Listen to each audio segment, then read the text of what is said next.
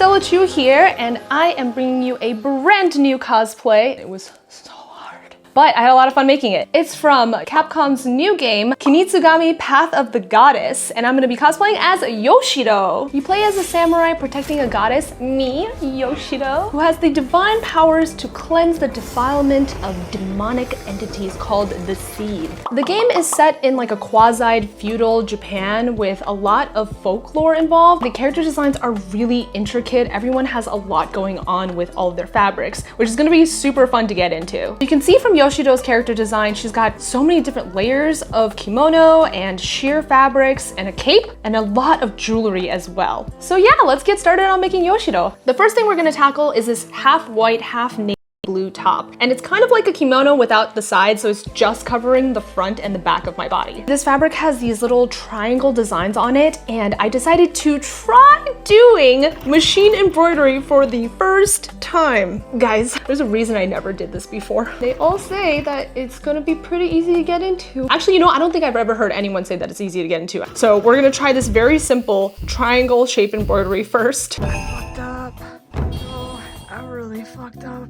This thread, I wasn't using it and it was just hanging on that little guy. I guess at some point it caught over here because this is constantly spinning, as you can see, and it just wrapped for like 100 yards.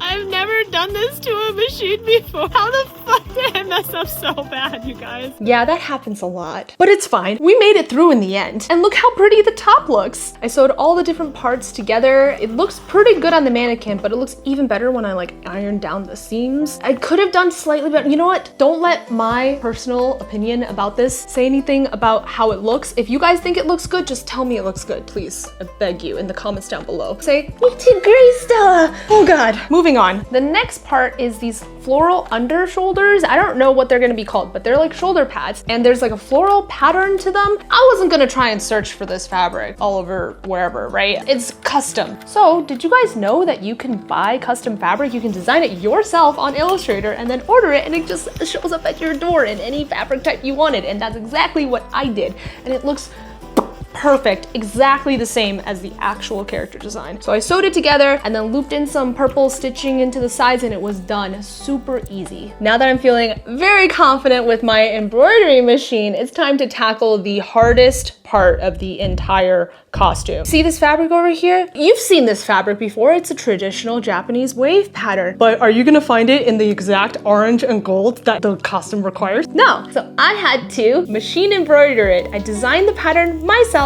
on Illustrator, imported it into the embroidery program, and this all looks very fast because we're editing it together, but oh my God, it was so difficult. And I wanted to. It took over 20 hours of straight embroidery because each section took about an hour and like 30 minutes, if I'm doing the math correctly, and I had like over 10 of them. That's not including the parts that I messed up. I had a great time. It was really hard to line up the different sections together, but by God, I did it. I tried my best, y'all. I'm just a girl. Just a girl. And after that was done, I could see the light at the end of the tunnel because this lapel section, oh, chef's kiss. I made the design in Illustrator again, imported it into the embroidery software, and it lined up perfectly. I looked at that and was like, I'm really good at embroidery, aren't I? It was so crisp and clean. And for her little floral panel that's in front, I actually found this very dainty looking cherry blossom applique and was able to just sew it onto this navy blue fabric and then added a little gold trim on the edge, and it looked so pretty and cute. Once again, I couldn't quite find this exact zigzag fabric with the yellow and the blue, so instead I had to embroider it myself, and this one was really easy to embroider. I was feeling like a champ by now on the embroidery machine. Very confident, very demure, very happy with it, yes. So after all that was sewn, I turned it into a little tube, and then you flip the tube inside out and it becomes a belt. Then you make sure you iron it down and it looks crisp and clean. And she has these little dangly bits at the end of the belt, and I just found some earrings that had that little rectangular shape and just sewed them in. So the next bit is this little emblem that she has on her belt. I think it's called an obidome, if I'm pronouncing it correctly. So I 3D printed this piece, sprayed it with some texturing spray to make it look more like rock or ceramic, because I'm not quite sure based on the photo like what it's made out of. And after I painted it and weathered it, it looked perfect, and all I had to do was just stick it into place. So next part of the costume, let's move on to the pants. The pants is made of like a chiffon-y type of fabric, which is flowy and translucent. So what I did for that, instead of dip dyeing it, where you've seen a lot of other people do, they boil the fabric and it could potentially ruin it. So instead, I wanted to airbrush the fabric, which is my way of saying that I was lazy and I didn't have time to actually dip dye. It's very effective for fabrics that can't handle any heat because you don't have to boil it or anything, you're just placing paint on top. And if you use the correct paint, it won't wash out. After airbrushing the fabric, I cut out the pattern itself, and then I had to figure out what I was going to do with the leaf pattern that you can see in the character design. Is that hand painted, an embroidery? Well, I wasn't going to try and put this fabric through the embroidery machine. Now that I'm an expert in embroidery, I knew that this fabric wasn't going to be able to survive the machine. So I tried a couple of different options where I made an applique and tried to see how it looked on the fabric, but it just weighed it down. So my best option was actually to airbrush the design onto the fabric. For all of you out there who've never thought of this before, I got the hack for you. You design the pattern in Illustrator, import it into your Cricut machine, have it cut out of sticker paper. Then you take that sticker paper and you make sure your fabric's completely flat on a piece of cardboard. You airbrush the design on. You can do gradients. It looks so good. Like, look how pretty it is. I am so pleased with the end result of this. I cannot believe that I was able to achieve this. And now I'm just gonna do this from now on for all my future projects. And to finish off the pants, all I had to do was hem everything, put a cuff on the bottom, put a little red string, and it's done. My trash is prettier than your trash. The cape is very similar to the pants. It also has some airbrush gradient going on. But I'm also going to be sewing on these vertical stripes of gold, as well as these little triangular emblems that I'm going to be making on my embroidery machine again. I don't know how many hours this machine has put in, but my girl, she is powering through all of it. So as you can see with the cape design, it floats. Why does it float? Why is cosplay? It does this to me every single time. So what we're gonna do is we're gonna use a piece of wire to run it all the way through all of the fabrics. And I'm gonna add a gold border to it to hide the wire. And that way it can float on my little shoulders like a cape. And I'm doing a little bit of a test fit here on the mannequin. Oh, everything looks so good together. I am so pleased with how the fabrics matched everything. This really shows that you should definitely customize all of your fabrics, embroider everything yourself if you want to get that accurate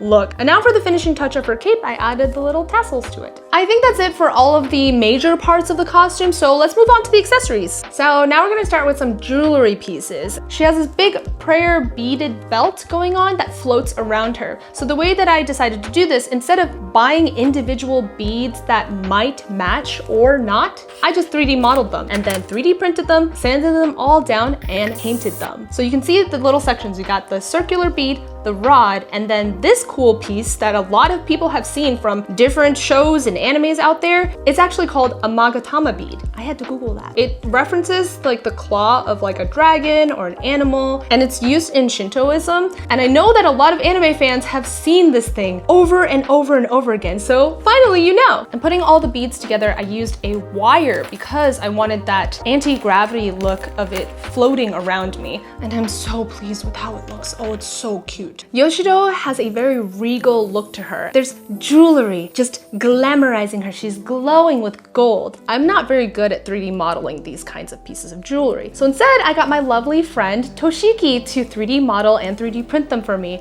He's so talented, you guys. You can see the black 3D printed filament. This is a test print and it fit perfectly. So pleased, so happy with it. I was shook and I couldn't wait to see the final pieces. So he 3D printed them again in white and sanded them for me, and then I continued to sand and prime them. When I painted them gold and they shone and they glowed, I was so happy with them. It's probably one of the most intricate pieces of 3D printing that I've ever done. Actually, I mean, I didn't do it. Toshiki did. He's so talented. Did you notice that me and Yoshiro have the same hair. Yes, that's right. She has a peekaboo hairstyle going. Hers is probably natural. Mine is very expensive. She has it braided behind her and she has this kind of decorative wrap going on. I'm not quite sure what to call it. But the way that I made it was I used some gold leather and then decorated it around a piece of canvas. And usually I think they would use paper to wrap the hair with because it's Shintoism, but I want to be able to rewear this cosplay without ruining the paper. So instead I used canvas fabric. Yes, that's a lot of detail to go into a piece that's behind me and that you're not going to see when you're in front of me. It's fine. I love stuff like this. And I added a little button on the back to like finish up the whole design together. It looks really, really cute and you're never gonna see it. It's fine, it's fine, it's fine. So back to the other accessories. Did you notice that Yoshiro has a veil on her face? So I took the piece that Toshiki printed for me and I made a little chiffon veil with the exact same fabric that we used for the pants and the cape. And I definitely airbrushed it just a little bit so that it has that little color gradient. Wait, did I airbrush it? Did I airbrush it? Never mind, I didn't airbrush it. I'm a liar, I'm a freaking liar. What I actually did was I took a little rectangle of fabric and then just glued it right into place. But I decorated it with the little pieces of jewelry. Yeah, I didn't airbrush it though. Oh, and I almost forgot, she has this little jade pendant of the Magatama piece that I told you guys about earlier. It was on the test and I 3D printed it, but I wanted it to look like jade. Did you know that you can use UV resin to create that effect? Oh, it looks so good. I was so happy with the way that it turned out because I wasn't quite sure, I wasn't very confident, but it turned out so good. It looked beautiful. It looked like jade. And then the last thing I had to do for the accessories were these little braided knots at the side of her face. And I had to watch a 14-year-old YouTube tutorial, not a 14-year-old person, a video that was 14 years old to learn how to do Japanese knots. And I had to do that, I think like 10 times for the entire costume. It was a lot of work. And then very last is Yoshiro's tattoos. Did you notice that she has a lot of tattoos on her face, neck, chest, arms, ribs, legs, feet? She has a full body tattoo. Okay, yeah, let's do this. It's not easy to do full body tattoos, but I wanted to try and make a full bodysuit that was all of the different tattoos on fabric. So then I didn't have to tattoo myself. I didn't have to deal with tattoo paper. Did you guys know that you can 3D scan your body and then 3D print it and then use that as a template? That's what I did. You like these legs? You like these gams? Yeah, so I took my legs and I put this pre-bought bodysuit on top. It's basically just pantyhose. So after I shoved my legs in there, which actually took a lot of effort because I think this pantyhose might be a little bit too small, I designed all of the tattoos in Illustrator and then cut them on my Cricut machine so that I can take the sticker paper and then use that as a template to airbrush or paint on the tattoos onto the pantyhose. That's what I wanted to do, but that's not what happened. What happened was the sticker paper didn't want to stick to the pantyhose at all. I'm very mad about this. I don't know if you guys can tell, but I was fuming. The amount of work, the amount of sticker paper I used, all gone to waste. And so in the 11th hour, I had to decide to use tattoo paper instead, which is not what I wanted to do. I told you I didn't want to do it. So there's 24 sheets of sticker paper in this costume, which means if I ever want to wear this costume again, I'm gonna have to buy more tattoo paper and then put temporary tattoos all over my body. Do you know how hard it is to remove temporary tattoos? It's fine, I enjoyed it. I love temporary tattoos, woo! And now that the entire costume is done, I can finally put it on and cosplay as Yoshiro and frolic in the forest. Let's go! It is the day of the photo shoot and I had to wake up bright and early. It took about 3 hours, yes, 3 hours to get into this entire costume because not only did I have to put all the tattoos on me, and by the way, it took 2 people. Yeah, me and Jesse, we had to tattoo me over the course of 2 hours. Then I had to put on the makeup. Then I had to put on the costume, and the costume was way more complicated than I thought it was gonna be to put on. But in the end, oh, look how pretty I am. No, look, no, keep looking. Oh, look at me. Oh, look how pretty I am. Oh, he's so good. Oh my God, I look so, shut up. I look so good. Yes, I do. I love the way this costume flows. I love the way it felt. We woke up bright and early so we can go into the forest where the light was perfect and the temperature was freezing. But that's fine because cosplay girls don't get cold. And I had the lovely photographer Mike Saffels with me and we were frolicking around in the forest. I also wanted to use my own personal studio to be able to do another set of photos. Yes, I do have an Asian themed photo studio. Do you not? Do you not have this? You not have this? Yes, I have one. Ooh, I love the way it looks. And look at the way the photos turned out. Oh, they're so pretty. Everything about this is ethereal and magical. And overall, this costume was like super comfy to wear. Like I really liked the way it sat on me, how it felt. The crown would fit so perfectly that it wasn't like falling off or anything, which is usually a problem in cosplay, but this costume, super perfect. So that's my Yoshiro cosplay from Kunitsu-Gami Path of the Goddess. What did you guys think? Did you love it? Did you like it? Do you want to comment down below and tell me what you thought of it? Do you want to share it with all of your friends and be like, oh my god, wow, it was so pretty. Look at the attention to detail. She taught herself in machine embroidery. Yeah, go do that right now. And a big thanks to Capcom for reaching out to me to make this cosplay because it has taught me so much. Feels like I reached into a whole new section of crafting. So go check out the game, you guys. It's super pretty. Anyway, thanks for watching. Bye!